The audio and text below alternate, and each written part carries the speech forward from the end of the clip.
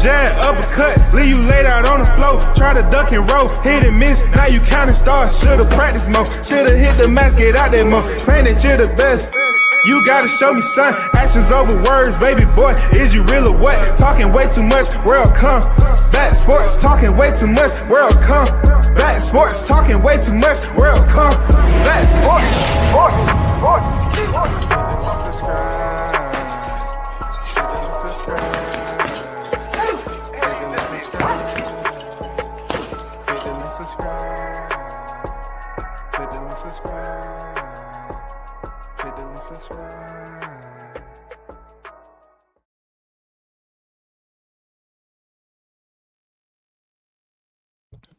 Yo, shout out to the hottest chat in the MF and game.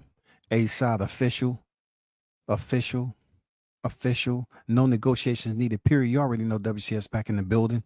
Salute the Stickum Boys Fishing and Sports on deck, man. Carlos Rosado on deck. You already know. Latch Puma on deck with the skills. What's good, people?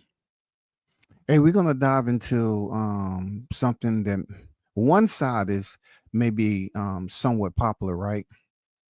Okay, that since the news is broken and everything. And then the other side may be a little bit more interesting.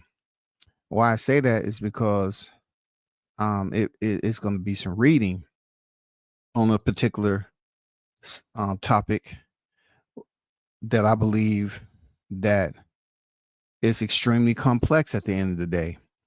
I'm going to be honest with you. It's extremely complex, in my opinion. Shout out to BG on deck. What it do, bro? Bill's Boot Camp in the building. Salute to y'all. See you.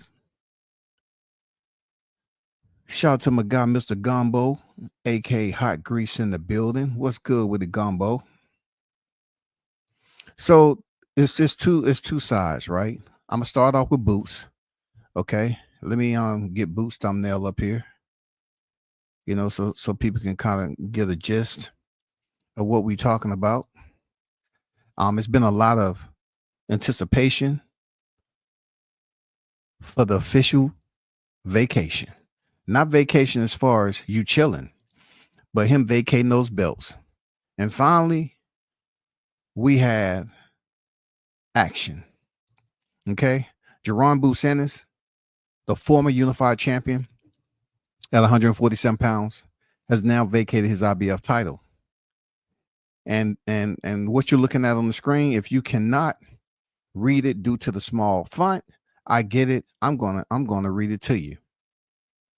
It says, with Golden Boy and Matchroom boxing executives in New York for Saturday's Ring Magazine card, which includes their Shakur Stevenson, William Cepeda, WBC lightweight title bout, and the co-feature in Queens. They plan to meet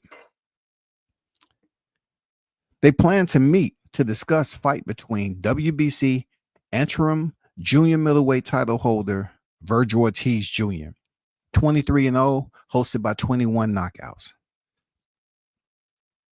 27 years of age, of Grand Prairie, Texas. And Jerron Boots Ennis, 34-0, hosted by 30 knockouts.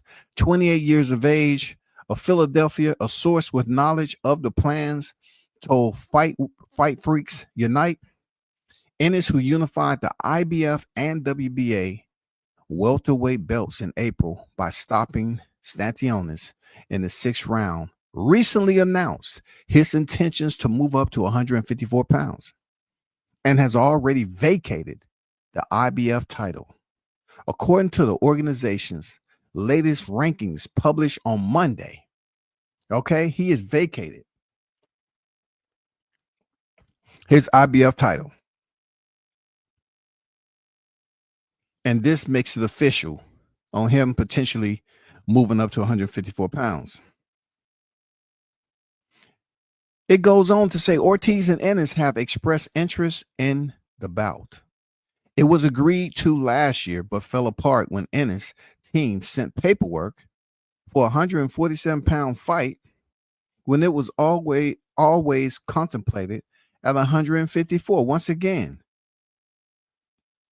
it was agreed to last year, but fell apart when Ennis' team sent paperwork for a 147-pound fight when it was always contemplated at 154.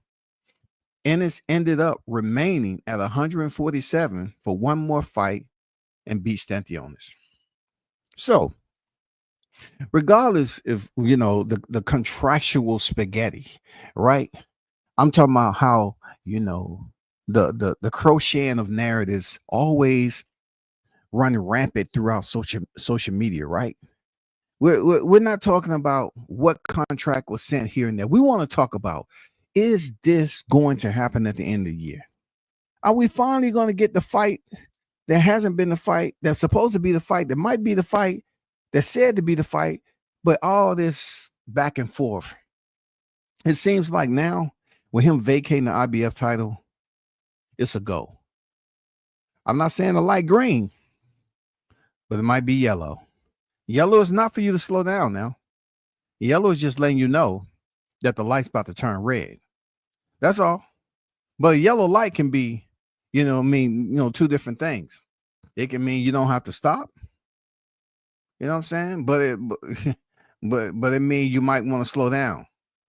In this particular case, that's good news to hear that Virgil Ortiz and Jerron Ennis may potentially fight at 154 pounds. And it would be even better if that's Ennis's first fight at that weight class. Okay? So let's just keep our antennas up and see what becomes of this. Let's see what becomes of it. But I like it. Shout out to Blue in the building. Arnold Brown in the building. WJ in the building. What's good? I want to transfer over to a very unique topic, in my opinion. Once again, written by Eric Laskin of BoxingScene.com. And, it involves Crawford's latest comments, man. Crawford said that his declaration is he beats Canelo, that puts him on Mount Rushmore.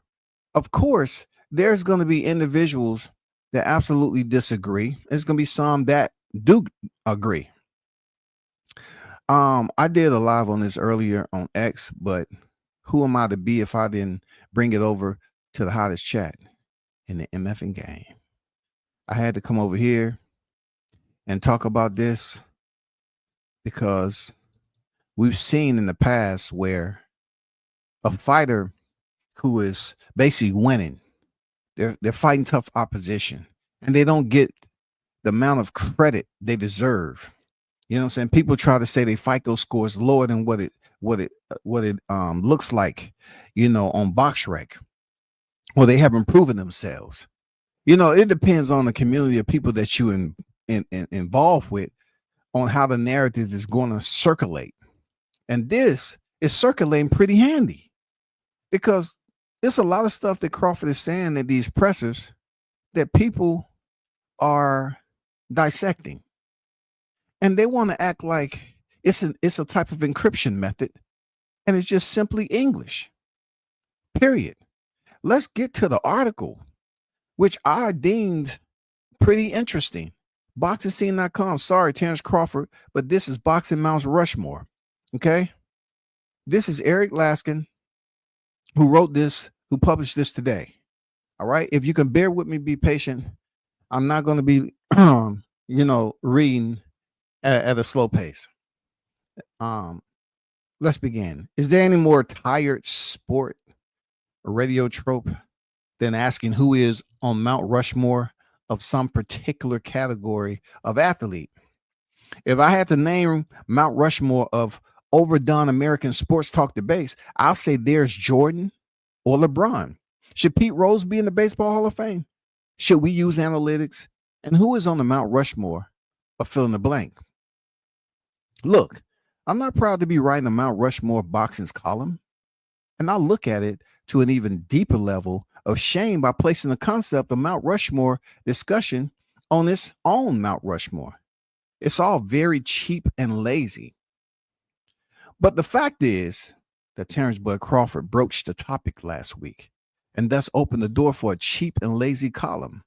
So I'm going to go right ahead and slink through the door, hammer and chisel in hand. As I pause right here, right? He's saying for a cheap and lazy column. If he took this much effort to put into this column, it wasn't cheap nor was it lazy. And just the fact that Crawford said what he said doesn't stamp or have you tag the value of him saying he's going to be on Mount Rushmore when he beats Canelo as if it's a goodwill type of clearance sale. You have to do better. Some of these guys who write, they're extremely biased, man. They're extremely biased, but you know why they sustain that level of bias? It's because it's boxing fans out here that runs with this bias. And they're gonna go up here and they're gonna talk the talk. You know what? Who is Crawford to talk about Mount Rushmore? And then they're gonna go here and repeat the same Mount Rushmore this guy has up here, which is just his own Mount Rushmore. He's not the commander-in-chief of the boxing universe. He just gave us a breakdown of what his Mount Rushmore was and why Crawford is not on it. Let's carry on. At the Las Vegas stop last week on the press tour for Crawford's September 13th fight with Saul Canelo Alvarez, Crawford said, "I'll leave the opinions to everybody else.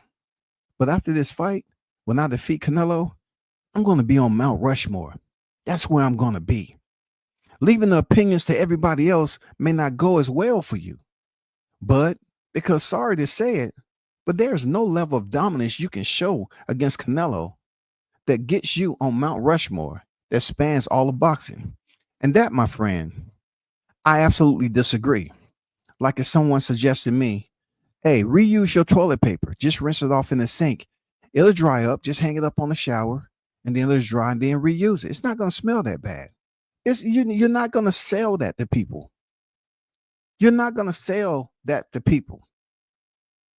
Just because this is who you are, and it gets a little, a little bit of a cocktail of hypocrisy here, because he's saying leaving the opinions to everybody else may not go so well. You can't speak for everybody else. You can't, because sorry to say it, but there's no level of dominance you can show. Who is this guy? I'm not dogging Eric out, but I'm saying, how are you to gauge what level of dominance will precede Crawford's entry into the conversation of Mount Rushmore? Mount Rushmore, to be honest with you, it doesn't have boxers on it. It's just a solid landmark, a solid rock, a solid mass there that someone took the time in their budget to say, hey, let's go out here and chisel these faces into the mountain, the side of the mountain. That's all that was in South Dakota. That's all that was. It's no such thing as a boxing Mount Rushmore. Why? Because we know boxing is not its entity of its own. So they're not going to spend money to go find a large mass and say, you sure? You sure you're going to put these names up here? Because we can't change it. Once it's done, it's done. It's no way. It can never be done. It can never be done. Let's keep it moving. The Mount Rushmore of 21st century boxer. Maybe. The Mount Rushmore of 21st century American boxers? Probably so. But the Mount Rushmore of boxing, period, I don't know for sure who's on it. But I know that even a Crawford KO round one Alvarez result cannot possibly alter it. This guy's saying if Terrence Crawford KOs Canelo Alvarez in the first round, in no way, shape, and form, wagers any more value to put him on Mount Rushmore. He's saying it don't have no value. It's almost like a peso in the U.S. currency market. It's almost like a token from Chuck E. Cheese, and you're trying to say, this is all the money I got, man. But I know my bill come up to 100 and some. Just take these tokens, man. When you get time, go get those tickets from those games. No, it doesn't work that way. This is opinion based.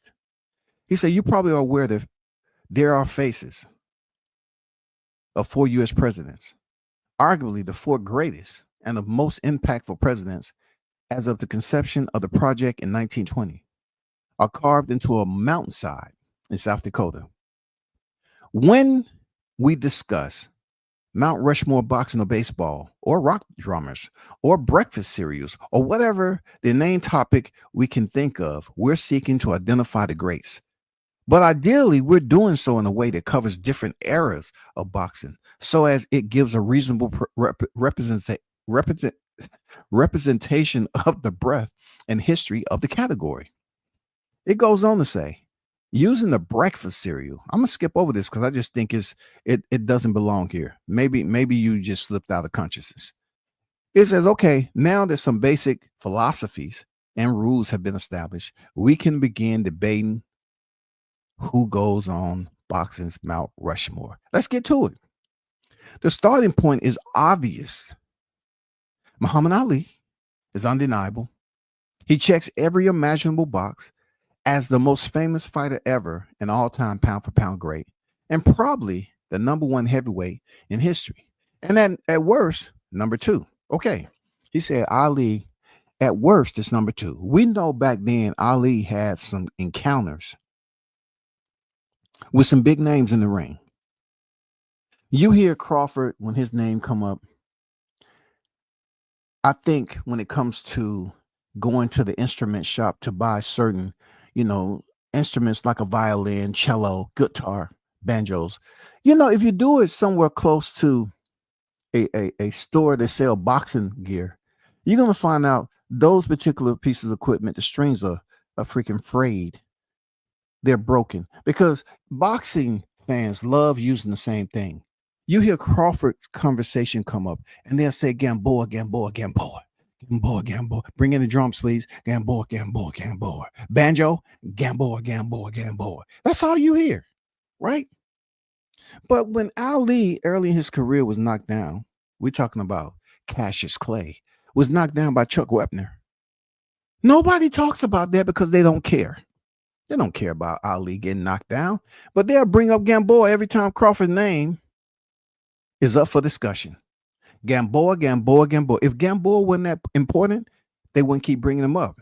But the reason for them bringing it up is just to cast a shadow over Crawford highlight, or whoever has something positive or any type of underscore that we want to talk about his career. They just look at it like, now let's bring up when he got hurt.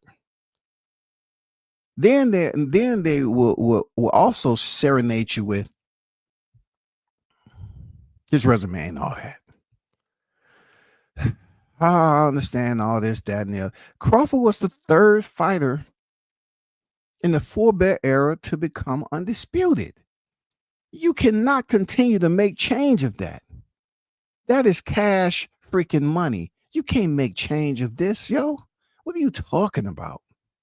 Let's continue. Ali is the face of boxing, so his face must be on boxing's Mount Rushmore. Okay, we established Muhammad Ali. Beyond Ali, there are 12 fighters for whom some sort of legitimate case for inclusion can be made. Those 12 listed alphabetically, Henry Armstrong, Julio Cesar Chavez Sr., Jack Dempsey, Roberto Duran, Jack Johnson, Sugar Ray Leonard, Joe Louis, Floyd Mayweather, Manny Pacquiao, Sugar Ray Robinson, John L. Sullivan, and Mike Tyson, y'all. Okay? And that was just in alphabetic order. For me, the nearest thing to a must after Ali is Robinson. Do y'all agree? He said after Ali is Robinson. All right? Sugar Ray Robinson. He's the greatest pound for pound fighter of all time. Sorry if this reality decreases the resale value of your TBE hats. Now he's taking shots at Floyd Mayweather. I don't know why, two different eras, but I'm pretty sure they didn't have TBE hats back there. And even though it's just an acronym, I mean, he is in history as one of the best ever to lace up the gloves. It's just the amount of respect when these modern day boxing fans give these modern fighters who have sit up here, blood, sweat, and tears. That's something Floyd used to say all the time, right? Blood, sweat, and tears. Easy work. Easy work. You used to hear Floyd say that all the time. It goes on to say, he guarantees that we won't have an all heavyweight Mount Rushmore. He's a stand-in for both the legendary punchers and the legendary boxers. And he represents the two most historically significant and popular non-heavyweight classes, middleweight and welterweight. It goes on to say, two down, two to go. Now it started getting tricky. So you said Ali and Robinson, right? Let me go. Hold up.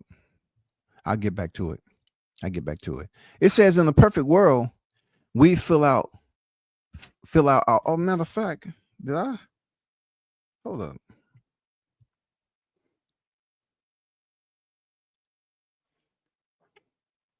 I thought I had screen grabbed it.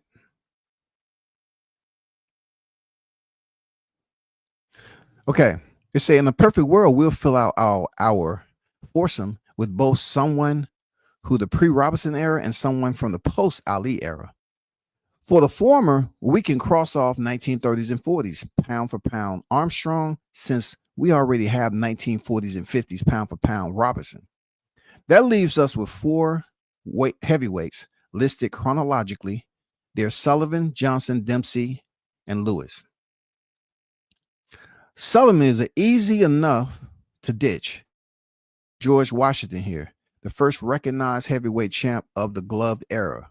But he rarely ranked these days among anyone top 10 heavyweight champs, and his pioneer status alone isn't enough to overcome that. Well, guess what? Hey, it seems like being a pioneer really doesn't matter to boxing fans anyway, if you look at it, because truth be told, Bud Crawford is truly a pioneer. Because if you're the first to do something, just like he mentioned Sullivan, the first heavyweight champ, you should be recognized for it. He's even recognizing Sullivan to be up on Mount Rushmore just because he was the first. But yet in the modern era, being first means very minimal. That's what my observation is. It means very minimal to be first. It's all about, okay, yeah, you was the first to do it, but come on, man, who did he beat? Come on, you know, it's always that same song, man. Let's go, keep cooking. Choosing between Johnson, Dempsey, and Lewis is brutal, as all three were pivotal cultural figures, men who meant as much to society as to fans of pugilism. I'm very open to the idea of Mount Rushmore that includes two of them and cuts out every one post Ali. But if I'm insisting on including one boxer from the past 45 years, and thus can only pick one among this trio, I think I'll lean Dempsey for his popularity in his time, for the fact that he ruled the sport when boxing was a part of the big three with baseball rather, and horse racing, and it's basically boxing's Babe Ruth. And you wouldn't ever fashion a baseball Mount Rushmore without Ruth. Do y'all agree with Jack Dempsey being in the convo just because of what this guy said? You know, his popularity. We're seeing popularity. Or is that just his niche? Because he mentioned Ryan Garcia and he's mentioned the F word, fame. He said fame may potentially usher Ryan Garcia into the Boxing Hall of Fame. Do you feel me? On that? Jack Dempsey's finishing record was 54 victories, 6 defeats, 9 draws, y'all. 9 draws. Can you imagine having 9 fights to go to a draw in this era and having a boxing conversation on here and people's trying to talk about you being a pioneer? I mean, you know, you're being up there as one of the more popular fighters, but you got 9 fights that went to a draw. 9. How far do you think that's going to get? I mean, let's look at that. How do you think a snail in a salt bath? How far you think this is going to go? He's 54-6-9, 44 knockouts. World heavyweight champ from 1919 to 1926.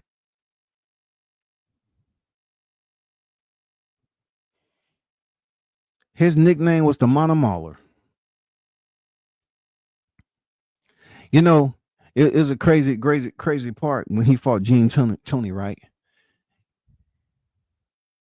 You know how they have, go to the neutral corner? It was a fight where Jack Dempsey and Gene Tooney, it was controversial, just like Deontay Wilder and Tyson Fury. Not so much of the knockout, but the lone count. The lone count in this case was Jack Dempsey had a habit, and when he knocked his opponents down, he would stand over him. He would pose. He would let them know, I'm still here. I'm still here. There, I did it to you. He would do that. So he was in the ring with Gene Tooney. He knocked him down. And he might have won the fight if he would have known the rule now in place. Once you knock a fighter down, go to the neutral corner. Jack Dempsey knew it, but he decided to play around and showboat. And that is exactly what led to the long count of Gene Tooney recovering, getting up, and being able to recover enough to take the fight to the end and win. That's why, you would see this fight out here lingering around about Jack Dempsey and Gene Tooney. Anyway, let me keep going. And if you want to accuse me of letting skin color factor in my decision, that's fine. I won't deny it. Again, variety is important in a boxing Mount Rushmore. Variety across eras, across weight divisions, and across races too. Consider the beloved white heavyweight champ from a century ago, my DEI pick.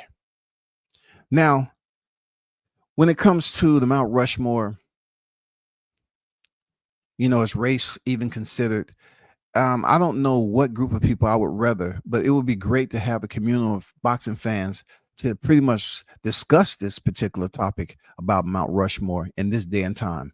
And I guarantee you, the first week of us being in this discussion, we will make no leeway at all, because time people mention their particular fighter, all they're going to do is go on Google and start looking up and find a way. Oh, no, he can't be on there.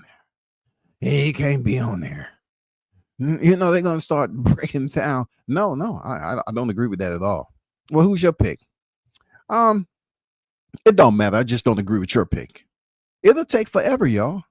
It'll take forever. Whether it's black, whites, it doesn't matter. It would go a while, man. And just think about it. If WCS was to be in that same community group and say, hey, now that we've seen with our own pupils, okay, no cataracts, can you honestly say that we can agree that Bud Crawford, after beating Canelo, he's on the mountain? Oh my God, why? Why is he here?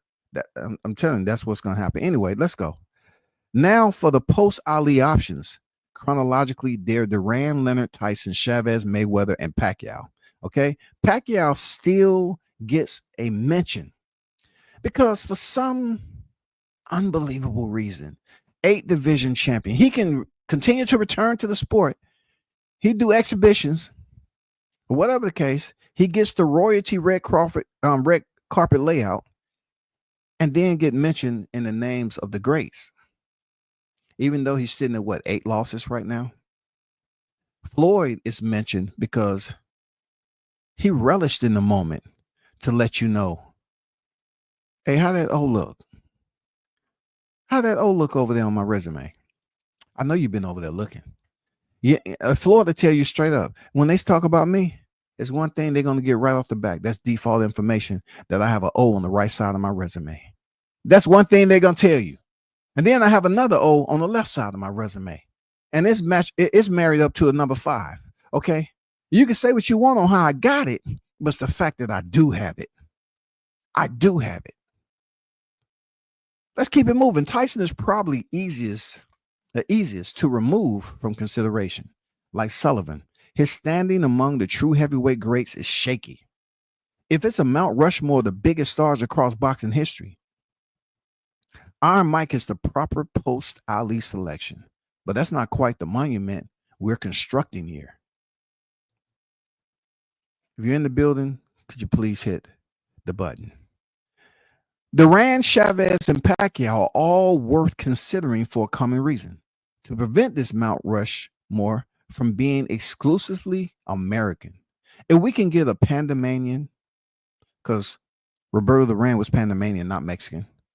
A Mexican, Julio Cesar Chavez Sr., or a Filipino on there, Manny Pacquiao, Nonito Donaire, all those Filipino fighters that achieve another sliver of variety. Clearly, that mattered to our friends at the ring recently when they created a Mount Rushmore graphic for social media and made sure to present either Mexico with Chavez or Bulgaria with Kubrat Pulev. And that was the one that I wanted, that I was looking for.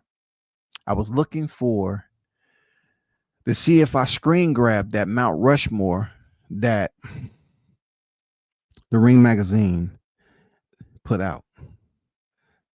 Let me see.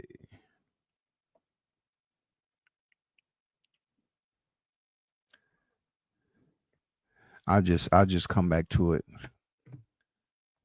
I double check, but you saw it. Mexico, Bulgaria, Kubrat Pulev, Mount Rushmore. Okay. It goes on. Seriously, that second face from the left should not enhance anyone's faith in the capabilities of AI illustrators. Also, a Mount Rushmore that fails to offer proof that boxing existed before 1960s is probably not the ideal collection. He has a very poignant point, sharp. Ugh. It goes on. There are cases to be made for Duran, Leonard, Chavez, Mayweather, or Pacquiao as the non-heavyweight representatives of the last half century or so. But in the end, I'm going to fail to achieve the goal of variety of nationalities, and I'll make Mayweather my fourth. So he's willing to make Mayweather his fourth.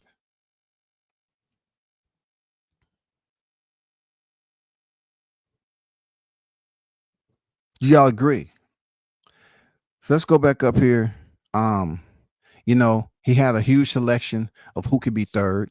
His first two was Ali and Robinson.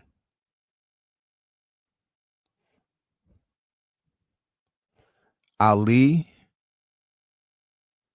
and Robinson.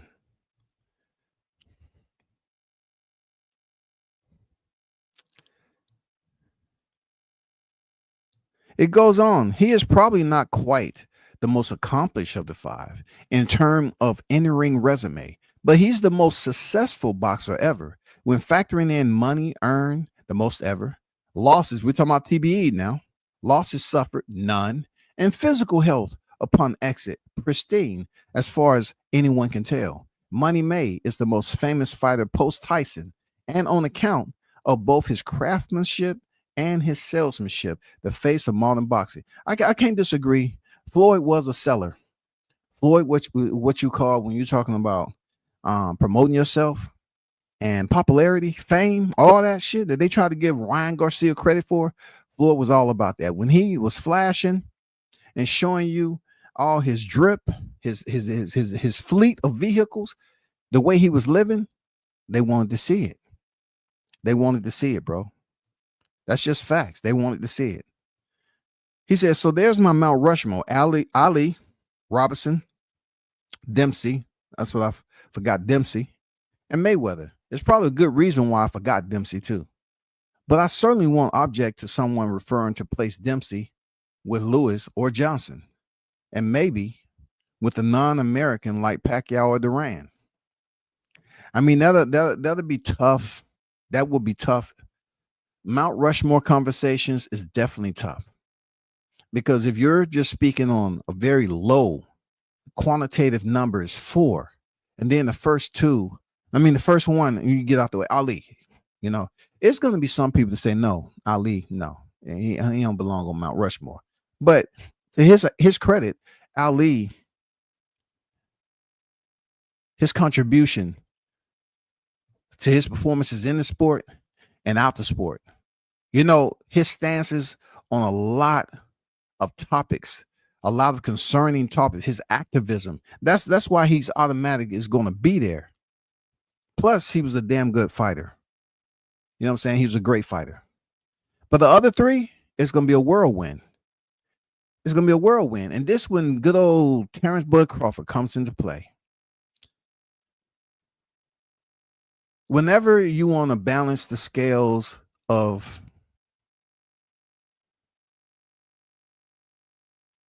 suggest, I mean, spec, how to even put it? Are you trying to balance the scales on how you're going to rate both fighters?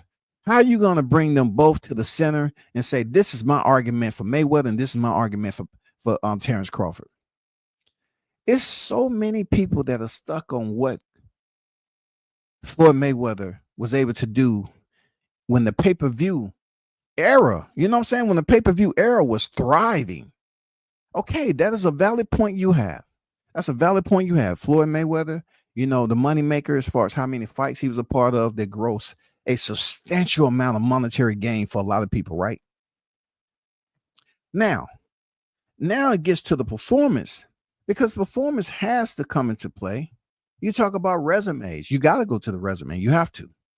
And the same would be said for Crawford. But you have to look at it like this. Are we saying that was heavier competition? That was more of a higher value of competition going in there with Floyd Mayweather that would be considerably 50-50? Or Crawford just happened to be in an era where you have a lot of people that hold grudges. People that say they support the boxing community and the boxers, but they really don't care. Only you have to give them just a very quick sneeze and a cough, and they done left you behind. They're gone. They're going to the next person. Crawford just so happened to be one of those persons who wasn't entertaining a lot of things with the media. He wasn't as popular as Mayweather. He definitely wasn't as flashy. But the fight fans are not going to look at what he's been able to do in the nesting egg of Omaha, Nebraska. Because a lot of people tell you where Floyd is from, he didn't do anything for a city like that. I mean, he might have gave out some turkeys that had been resting up for a minute when Thanksgiving rolled around. But ask anybody, they always say, man, he didn't do nothing for Michigan, did he? Isn't that what he's from? I mean, I might be wrong. They never say he did anything special. But we could say, okay, for Bud Crawford's side of the debate, are we going to include what they did in their cities? Just for like a little minor detail. Not nothing too heavy, just a minor detail. Why? Because Ali gets credit for what he did outside the ropes. Then you got to talk about outside the popularity. You have to talk about what they was able to achieve that stands out the most with boxing fans.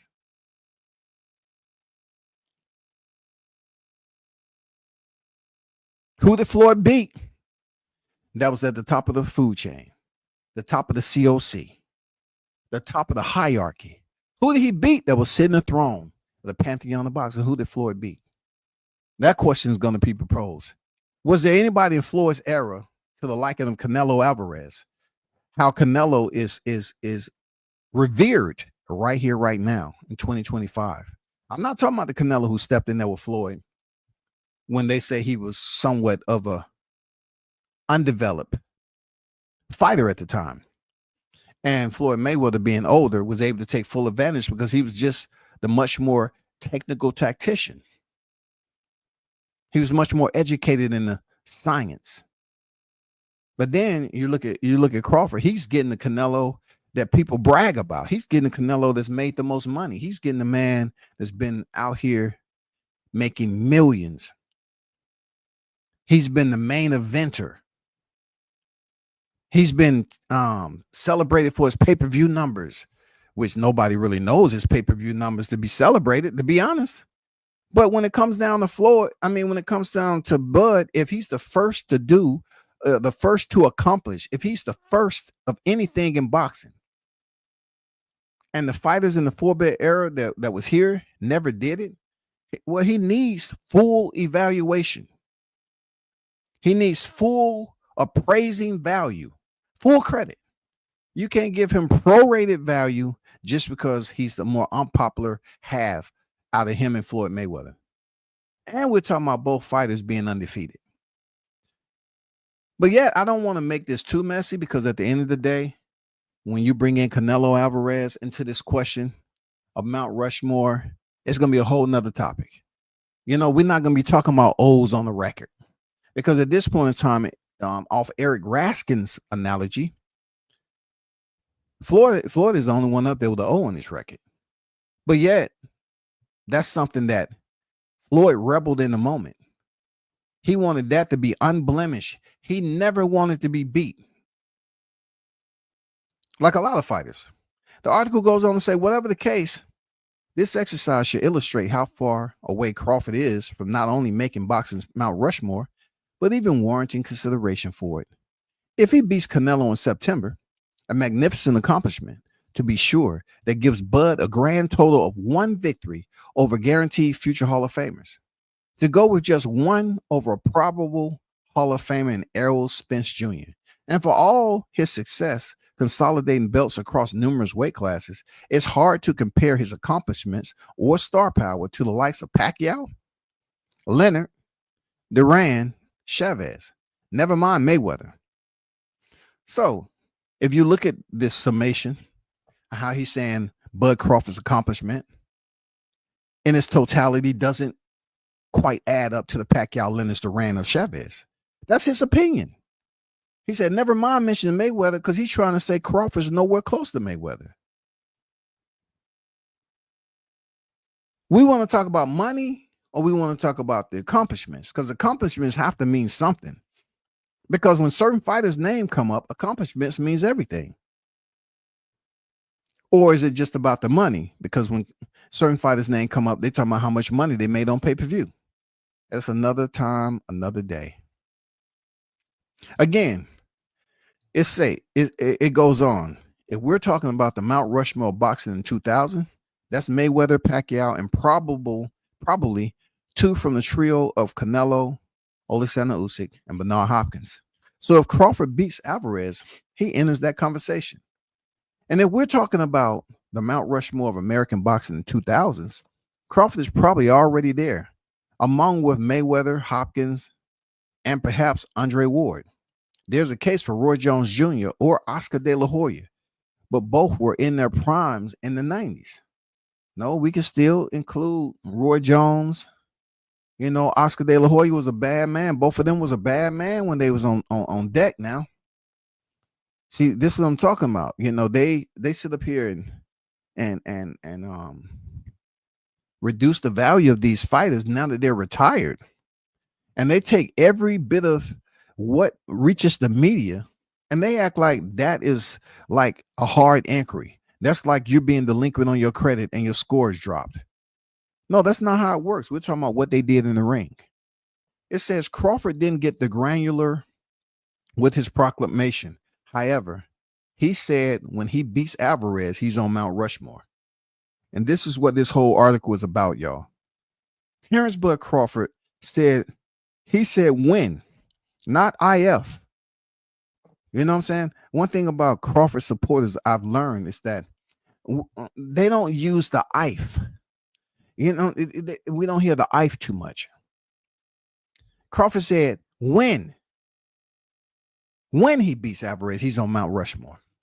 And that's what he feels.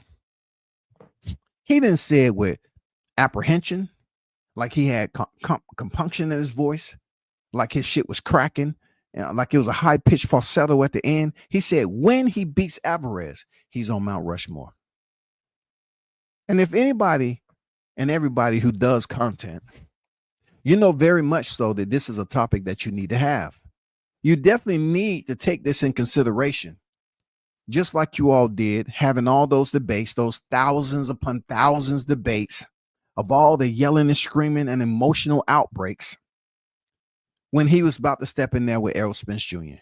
You all need to revisit, go grab them canoes and oars and ride your ass upstream, and think about, damn, this is a good topic because the way the odds are looking, the betting odds is coming out pretty close right now. It's coming out pretty close. This is coming off the Errol Spence win. So a lot of detractors, right, that found it so easy to say what Crawford wasn't going to do for Spence. Now he's going in there with the fighter who's supposed to be the big bad Mexican monster. He's supposed to be the man of many faces, depending on who you're talking to. The man that represents the green, white, and red. The man who has established himself up the ladder of notability in boxing. The cash cow. That's been Canelo. He's getting a lion's share in this fight in September. So if he's getting 150 million for a guy who they say doesn't have much of a resume, right? And haven't did much. And this guy, Eric, shout out to him, solid article. To him, he says it wouldn't move the needle for him. It wouldn't move the needle. He say if Crawford went in there and KO Canelo in the first round, it does nothing for him getting on Mount Rushmore, which is just asinine. For anybody to say that if he goes in there and starch Canelo and finish him in such an expeditious manner, you're trying to say it doesn't move the needle? It doesn't move the needle for that record to start spinning and that preamble music come on for Mount Rushmore? We've just announced South Dakota will host an exclusive second Mount Rushmore of professional boxers. And one of the pioneers and one of the faces that will be on that will be Terrence Bud Crawford. It took us many months, many of time indoors, many votes, many discussions. You know what I'm saying? I mean, hey, I'm just telling you how different it's going to be. You know what I'm saying? When it goes on in closing, said Bud is well within his rights to say that in order to promote himself and his upcoming fight. But if he actually believes it's true, well, I'm sure there's an Omaha sports radio station that will listen to him plead his case. But I'm going to turn the dial to something else. And you know what? That's unfortunate, Eric, because you're saying if he's going to be Terrence Bud Crawford is going to be on the radio pleading his case for Mount Rushmore, right? And you're talking about Omaha, not South Dakota, Omaha. I'm pretty sure that conversation won't be something you want to hear, because they're going to tell him, you know what, everything that you've done here in Omaha and what we've witnessed you to do in the ring, I got to tell you, I'm in agreement. I'm in agreement there, Terrence. There's you are on the Mount Rushmore right now. The performance you have put on with 2 pound-for-pound fighters, one being Errol Spence Jr. and Canelo Alvarez, you are definitely a pound-for-pound superstar, and you have defeated the man that was supposed to be considered number one cash cow in the sport of boxing. We salute you. We salute you. I'm just saying, when you hear somebody said they'll turn the dial, why? I mean, why? Why would you turn the dial? But I do issue the challenge to the content creators to have a decent conversation in these upcoming weeks leading up to September about this Mount Rushmore. And the pending circumstances of Terrence Bud Crawford becoming 3-time undisputed 3 times. And let me get contextual here. 3 times, 3 different divisions. It's never been done until Terrence Bud Crawford stepped in the ring in Vegas and did what he said he was going to do again. So, I'm just saying, talk about it now instead of later. The reason why I would say talk about it now, because it's a lot of people out here that don't believe that Crawford can go in there because they're mentioning 14 pounds. They're mentioning weight classes for a reason. They're stuck. The record is stuck for them. These are cassette playing type of damn boxing fans. That's all. The cassette is all in a cassette player and it's all tangled and everything. That's them. They continue to say the same thing.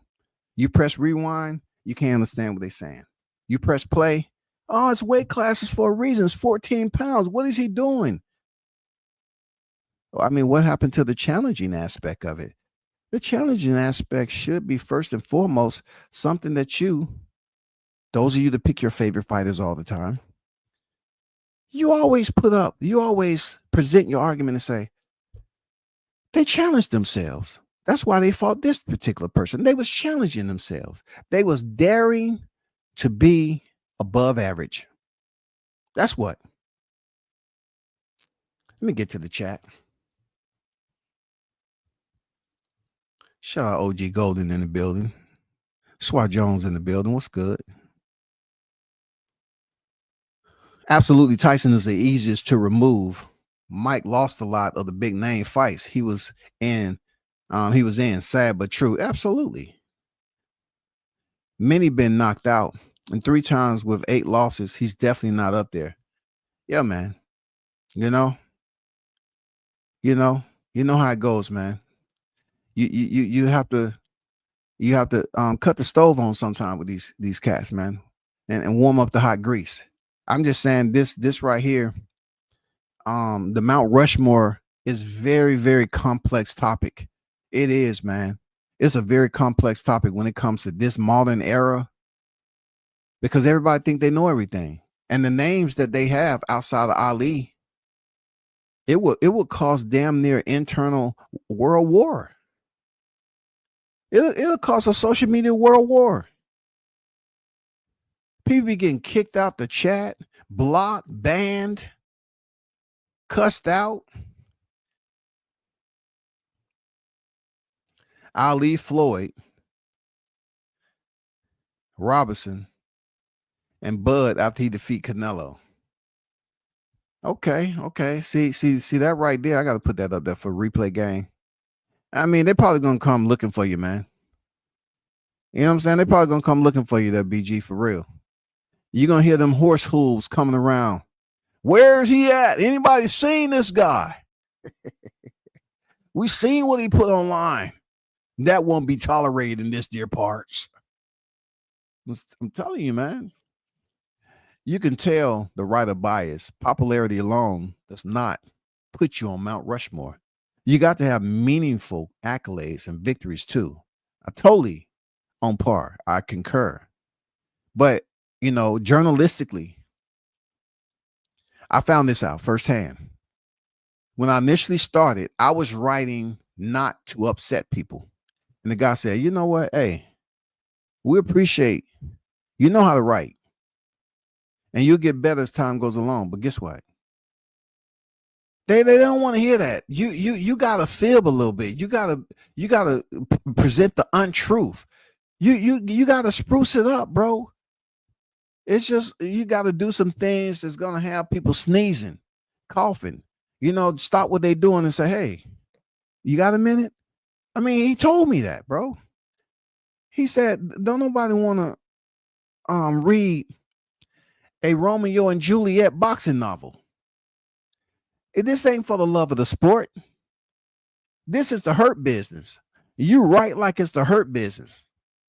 And I took it I for real. I understood, because me writing, I'm used to, etiquette in the military, watch what you say on emails, the way you converse with others, clean up and sanitize your dialogue, else it will be used against you at any given time.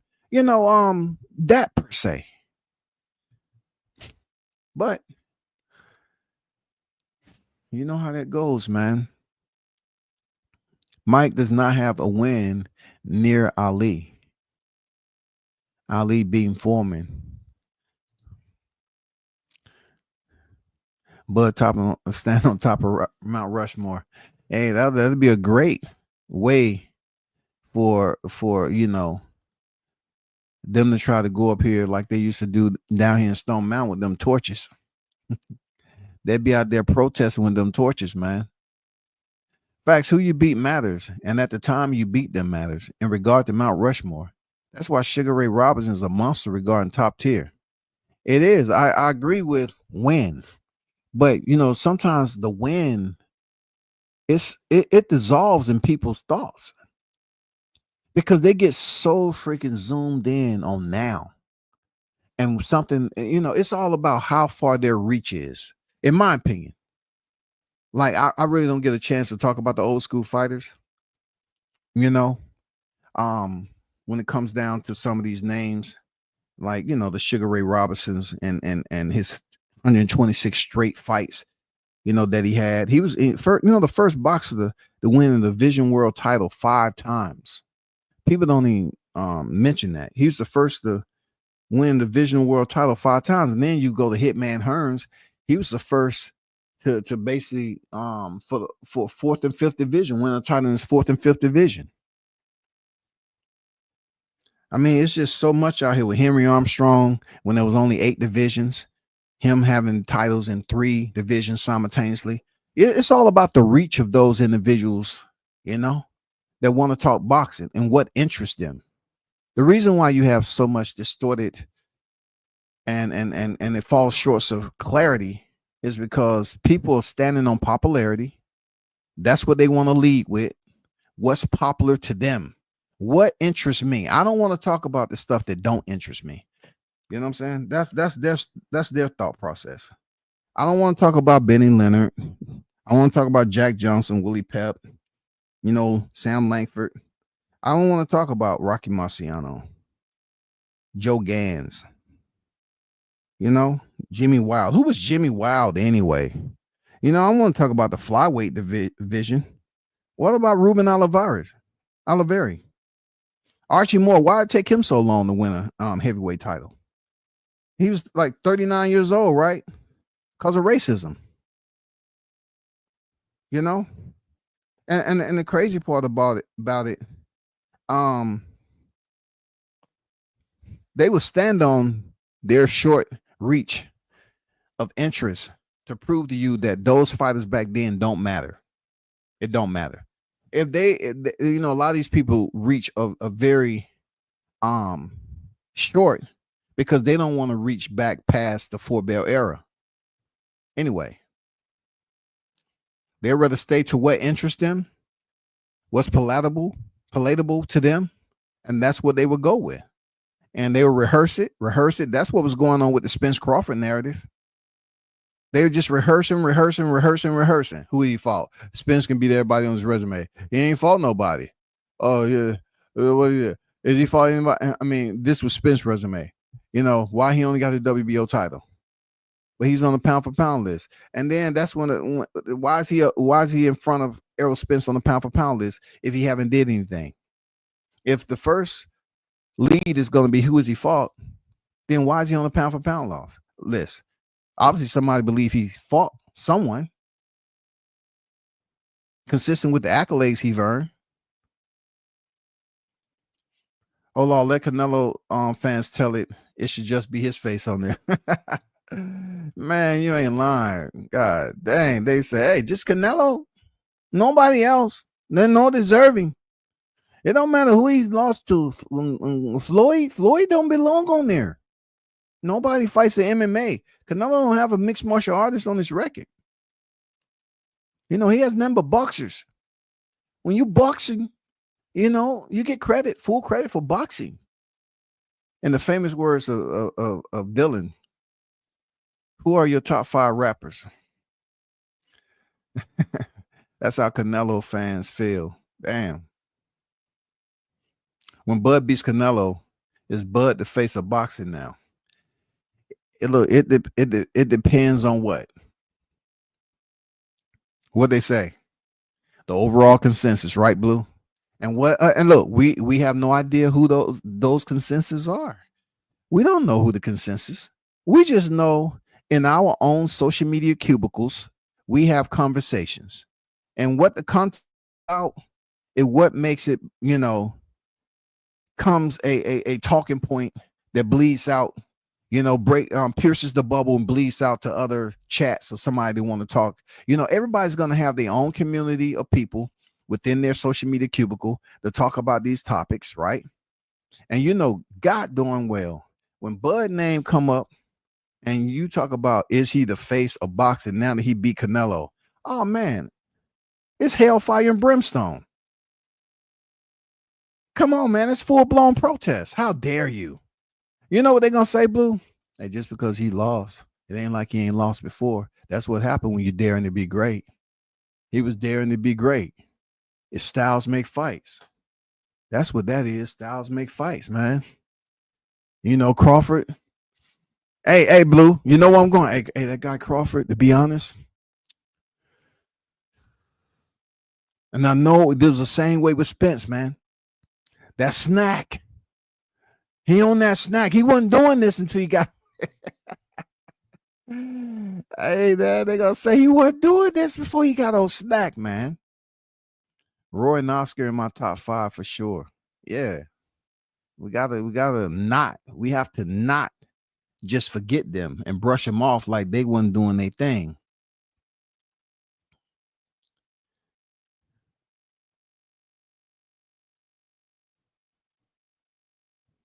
Shout out to Blaze on deck. I didn't understand Bud is really the closest.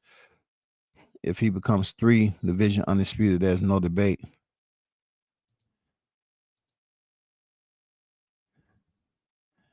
Three division undisputed, undefeated champion, moving up 2 weight classes, get him up. Man, come on, man. Come on, stop it, bro.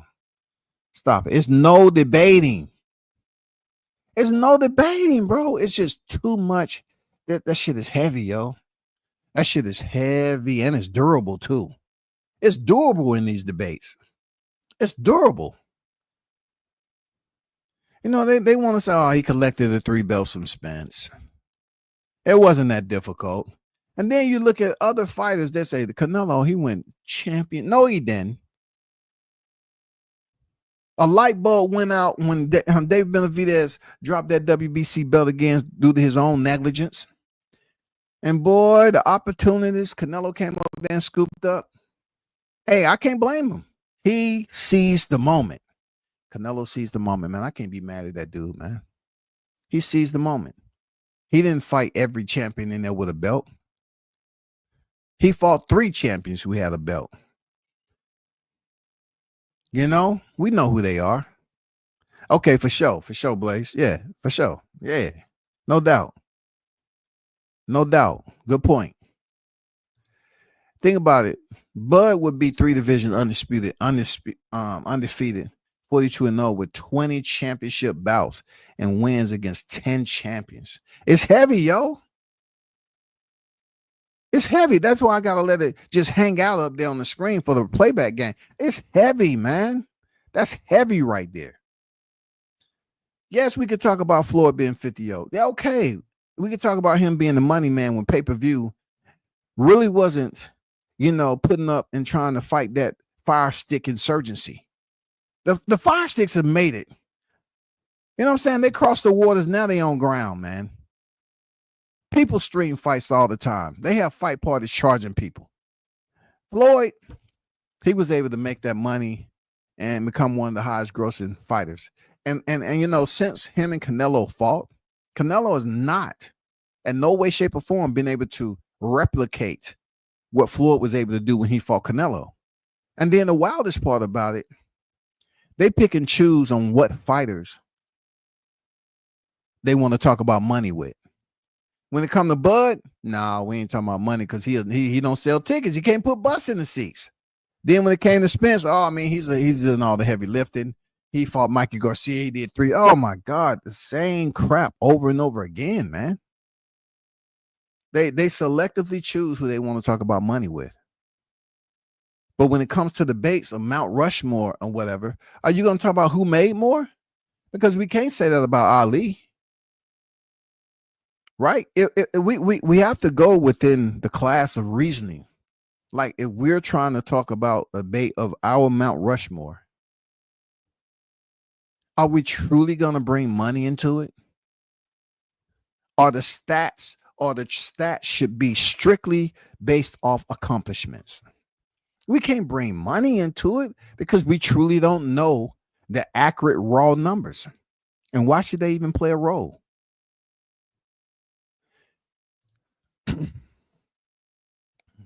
You might have a point, man.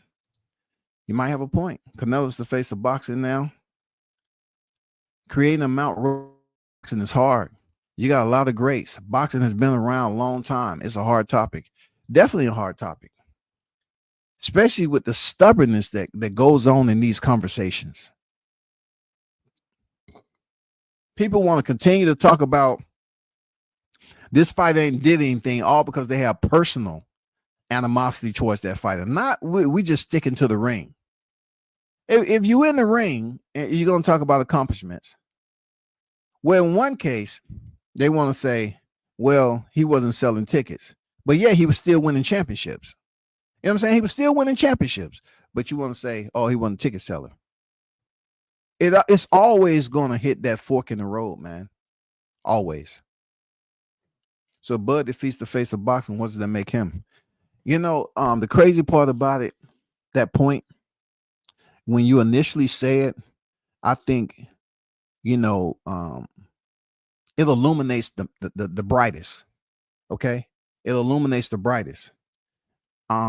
Because when the first perception of if he beats the face of boxing, what does that make him?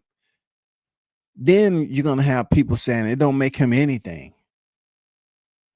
It was just a bad style stylistically. It was just Crawford's night. He was the better man September in Vegas. You know what I'm saying? They're gonna look at it like, you think one fight was Crawford beat Canelo? That's all it takes for him to take his place? No, that's not how it worked, buddy. That's what they're gonna say. Because when Tio defeated Loma, I always say this: Loma was number 2 on the pound for pound, and that dropped him outside the top 5. Tio was number 6, Loma was number 7. They kept Lomachenko on the pound for pound list with no belts for a long time, man. For a long time. They kept Triple G on the pound for pound list for a long time. So the biases has been, resonating, man. It's been a freaking airborne, topic of discussion where people are extremely biased, man. It's always, what have he done? And then you tell him what he's done, who he fought. You tell them who he fought. Then they say, oh, so you think that that's gonna get them in the hall? You think, that fighter was great based off their resume? Because Crawford has a lot of names on his resume that he fought these guys when they was undefeated. But after the final tick or whenever he stopped them, they was never the same after that. So now they attempt in hindsight to say they wasn't nothing to begin with. And that's just wrong. That's wrong. He said, no cap. I would tell these folks I put Roy on my Mount Rushmore. A lot of people wipe him off with Archie Moore. Then you have folks that will wipe Archie Moore for Rocky Marciano. It's hard. To be honest though, Spa, I mean, I know a lot of people gonna be feeling some type of way, but Rocky Marciano fought a lot of popular, names when they was way past their prime. I don't even use the prime. I use competitive edge. Their competitive stats, man, they was way past, and Rocky, fought them then. And this dude used to get beat up a lot until, he actually gained momentum. Like he used to take 3 or 4 punches just to land his right hand, man. It was crazy how people salute him for 49-0. But they don't salute any other fighters this modern era like they do Rocky Marciano. And the only reason I believe they don't salute Rocky Marciano, I mean they do salute Rocky Marciano, is because of Floyd. Why would Floyd even have a competition with Rocky and they're in 2 different divisions? It wasn't like he was trying to retire 50-0 and Rocky was a 5-division champion too. I mean, I don't see what you take a look at this criteria. You're just like, man, that makes no sense why Floyd would be competing and why these people were saying, hey, he's 50-0. He's better than Rocky Marciano. Why? It doesn't freaking matter. It don't. 2 different styles of fighters, bro. It doesn't matter.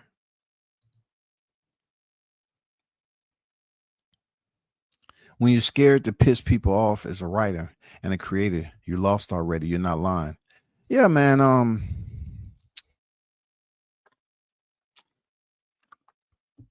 Yeah, you have these fighters in this day and time. You write an article on them, They might have their people. Hey, you. I mean, they don't.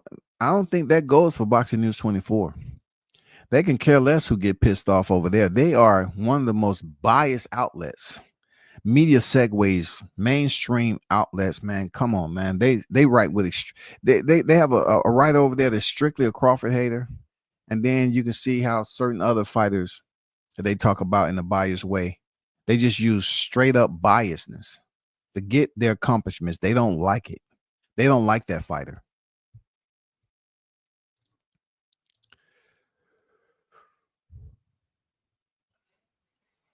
Yeah, Rocky Marciano get crazy praise, bro. And I'm like, you fought these guys when they was much older than you. And then this dude used to get beat up. And then come on in the end and win. I mean, but yet they're comparing him to Floyd. That just goes to show you the power that Floyd had to basically say, I want to retire undefeated. And Rocky Marciano was the talk. Why? Why would he be the talk? Why don't they talk about, current fighters of this era that has retired that you know? Joe Calzaghe, right?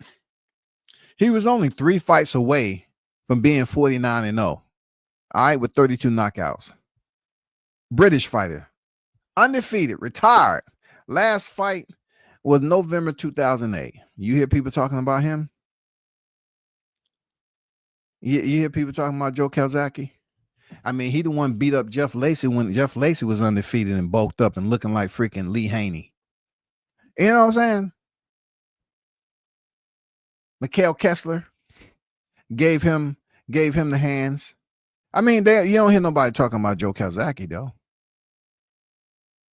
Ricardo Lopez, you don't hear nobody talking about him. I think he retired 52-0. Let me look up Ricardo. I think he retired 52-0.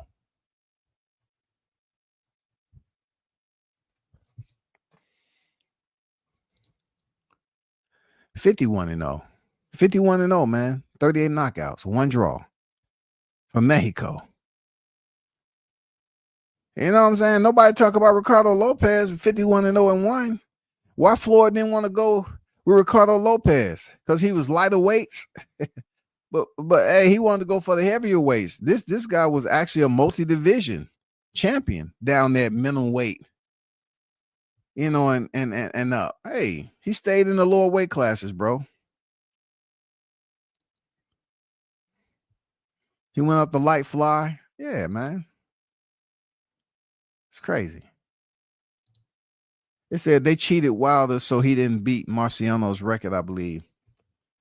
I don't know if Wilder ever would have made it to Marciano's record because it gets real political in the heavyweight scheme of things. It does. I mean, we're seeing it right now. Light heavyweight. They win the titles, and then all of a sudden these sanctioned bodies come in like it's Christmas, and they're trying to snatch instead of give presents. Give me that. You'll get it back next December. The IBF. How many times did a fighter know that they was fighting for undisputed, and then after they won the belts or whatever, they was talking about, oh, it's a mandatory to fight. The rematch may not happen. Why draft up a contract for a rematch without doing your due diligence to see if any sanctioned bodies is going to approach you about a rematch? I mean, about a mandatory. Why even sign the contract for a rematch if the IBF is going to be standing there ready to snatch that belt away? We've seen the light heavyweight. We've seen it happen with Crawford at freaking welterweight. I mean, it's pointless at the end of the day. It's pointless. It's crazy. But I don't know, man. I don't know if Wilder ever would have been able to reach that goal with the way the short list of heavyweights are right now. That's all I can say about that. Like, it would have been good for him to continue to be on that streak. I ain't gonna lie. That would have been incredible. But he gave a man a chance to come in life. And that man ended up breaking some windows and leaving the door open when on his way out. Real talk. That's what Fury did to Wilder. You know? But like I said before, at least I had the opportunity to say that Wilder's, my Muhammad Ali of this era. He did his thing. As a black, world heavyweight champion, it's not too many times that people can say they had a black heavyweight champion in their era when they was old enough to know what it was about. You feel me? Yeah, they like the Grinch for sure. For sure, man. But yeah, man. We got some good fights going on this weekend for sure. I know I put them up there. I'm not going to speak on it anymore until close. We have a fight that's going on Friday, I believe, a fight card.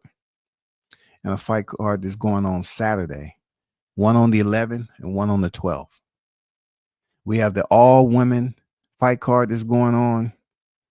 I know people are trying to speak on it as if it has some threaded value to what Clarissa Shields said and all that. Hey, man, it is what it is. They have like 4 or 5 title fights on that fight. It's good. But to be in competition with your compeer about ticket sales, man, the ticket sales are going to be bloviated anyway. I really don't know why there's even verbal sparring going on about who is who. Carissa has her separation. Multi-division, she has a separation as the GWOAT. And the amount of time that she did, she has a separation. Amanda Serrano has her separation. Whether it equals or have any equity to that of Carissa Shields is another discussion in itself. But she's a 7-weight world champion. Then you have to look at the payload of how many championships that Clarissa Shields has won and what she's doing currently. And to make this about a competition, it's just cheesy. It's just like having a girl fight to me. I'll just more so focus on the fight card and you going in there a third time. Why are we getting Katie Taylor, Amanda Serrano 3? Who knows? I mean, look, we got Triple G and Canelo 3. And we still, to this day, don't know why he fought Triple G in a trilogy. Why? Triple G, nobody wasn't looking forward to seeing Triple G in a trilogy with Canelo. And Canelo had like 7 fights in between the rematch and to when he stepped in the ring with Triple G's crazy, yo. For real, it's crazy, man. Golden said, I truly believe that any black heavyweight that gets close to breaking Rocky Marciano's record, they find some way for them to lose. It's been like that for years. I'll tell you like this, OJ, it's going to be extremely difficult for any black heavyweight to even get close to that. Like Swa said, man, like Wilder was almost there, man. He was up there in the 40s. He was up there, bro. If he could, if man, but I don't think that's going to be broken anytime soon. I don't. Unless a heavyweight comes into the picture where he starts fighting quality opposition. He's going to come in here with at least 30-some fights before he really started knocking heads off and going in there competing against top quality opposition. I mean, you can't come in here 10-0 and think you're going to stay in the sport until you get 49-0 and 50-0. No, you got to fluff. You got to be fighting 4 or 5 times a year for like 3 or 4 straight years before you actually come on the scene. And then they start putting you in there with competition. It can, believe it or not, it can be done because these fighters can stay on the outside in their own country and they can box, win, and run the score up. I mean, it's going to take a process, though. It's going to take a process. Real talk.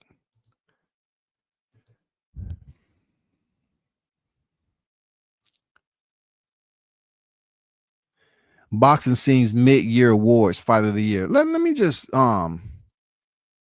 take a gander of what Boxing Scene did here. Fight of the year. Let's take a gander.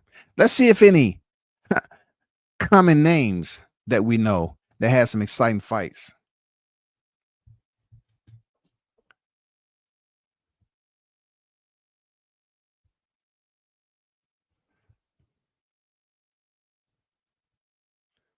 Let me see.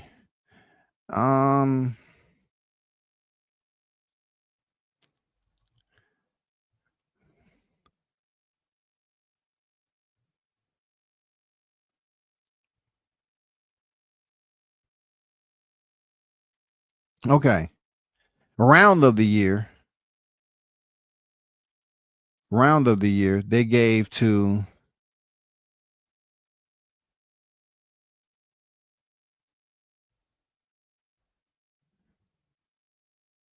they have different freaking voters. Elliot Warcell, Lance Pugmire. Okay, I see what they did. That's a whole nother live right there. That's a whole nother live. But they was talking about David Morrell and David Benavidez. Knockout of the year. Dang. Wow. Brian Norman is on the thumbnail out of GA with Jen Sasaki laying flat out. Shout out to Norman with the highlight. This is a category where stronger debate will be on deciding the runner-up. Not only is Brian Norman's KO of Jen Sasaki the runaway favorite, yo. The runaway favorite. I'd be stunned if it doesn't maintain its place by the end of the year. Brian Norman, and this is Lucas Catelli. Brian Norman's knocking out of Jen Sasaki is iconic finish that would be hard to top. Dang. Hey, listen to y'all haters out there. They say that knockout of Jen Sasaki was iconic. Even though the man was knocked out previous, the way Brian Norman laid him down,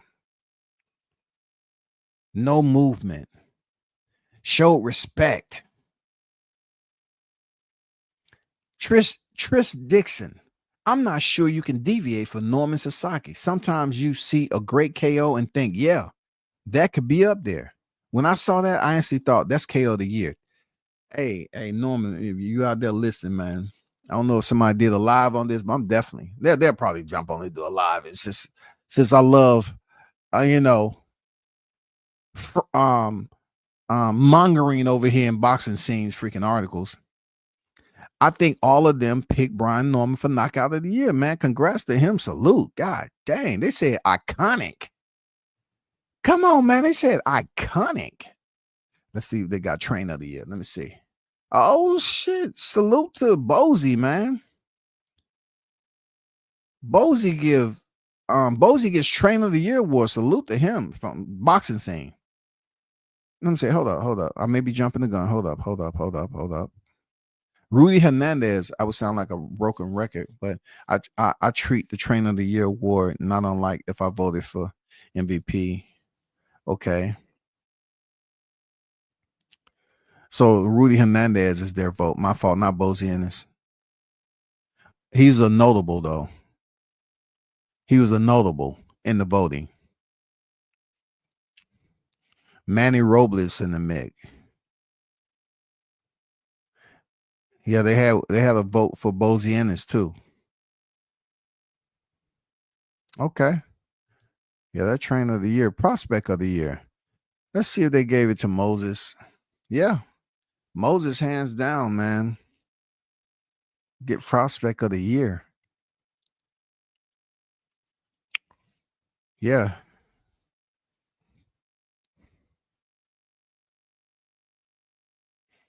They even gave Jahad Tucker.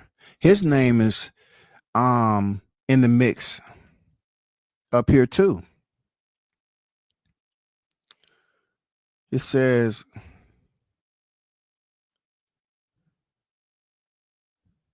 I don't know what a prospect is anymore.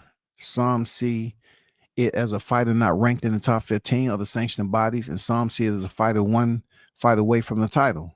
The up and comer making the biggest leap in 2025 is Jahad Tucker, with wins over Lorenzo Truck Simpson and Troy Williamson. Is he a prospect? I'm not sure. If Tucker doesn't fit the bill, okay. So they was pretty much saying what stamps a prospect in their eyes. But Moses Altuna at this point is the one that got prospect of the year.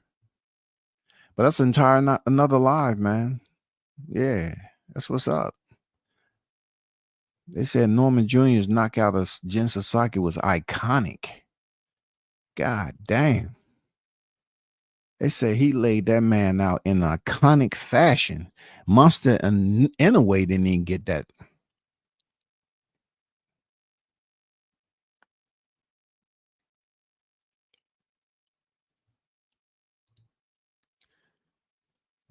But hey, shout out to the hottest chat in the MF and game, man. Appreciate y'all for pulling up as always. Continue to support the channel. And we should do this again. Another date, another time.